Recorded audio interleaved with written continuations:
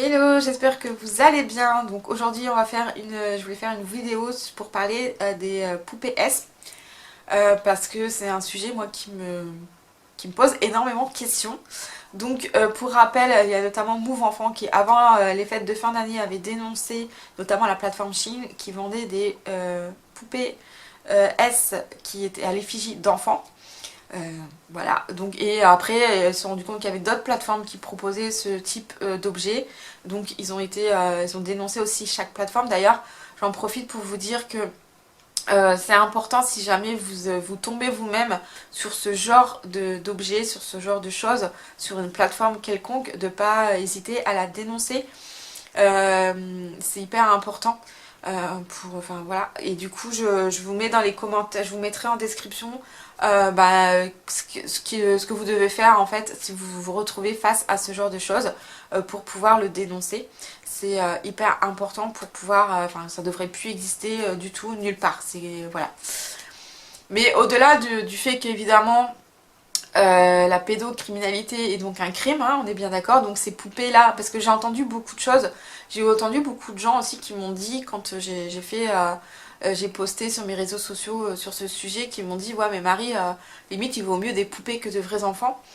En fait, il faut savoir que si on autorise ça, c'est quoi la prochaine étape? Parce ils vont pas en rester là en fait. Parce que si tu dis qu'une poupée à l'effigie d'enfant c'est ok, bah du coup qu'est-ce qui va les empêcher d'aller plus loin? C'est comme si tu banalisais ça ou tu estimais que ce désir là c'était normal en fait et que c'était ok, et alors que ça ne l'est absolument pas dans notre société aujourd'hui. Ça pose problème déjà.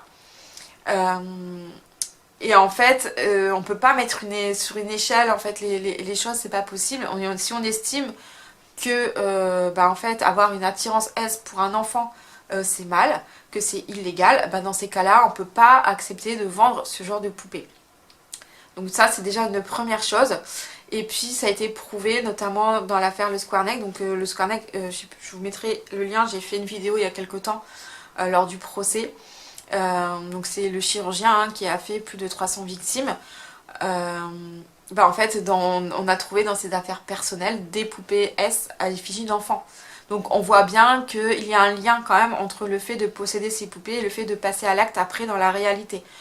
Et pareil, les photos, les fichiers, les vidéos, en fait c'est problématique parce que déjà il y a des enfants qui ont été exploités pour obtenir ces photos, ces vidéos. Ce sont des vrais enfants, ce sont des vraies souffrances. Dans les vidéos, en plus, c'est des enfants qui subissent des V, qui sont filmés, et qui sont revendus, donc il y a des vrais enfants victimes derrière. Et puis c'est pareil, si on banalise ça, après, c'est un passage à l'acte, en fait.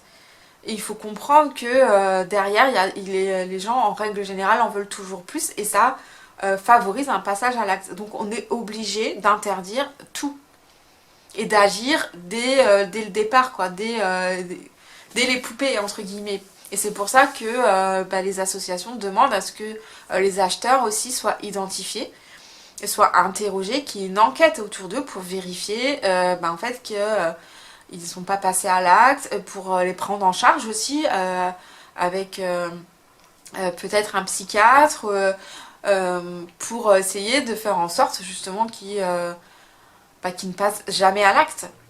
Et ça c'est ultra important et c'est pour ça que oui c'est important de dénoncer des poupées, que ce ne sont pas que des poupées. Et en dehors de ça aussi, moi ça me pose vraiment question, parce que même des poupées à l'effigie d'adultes, à l'effigie de femmes adultes, pour moi ça me démontre un problème aussi au niveau de la sexualité des hommes, du coup, parce que c'est quand même majoritairement des hommes qui vont consommer ce genre de choses. Ça rappelle le procès Mazan, où les personnes V une femme qui était du coup inconsciente.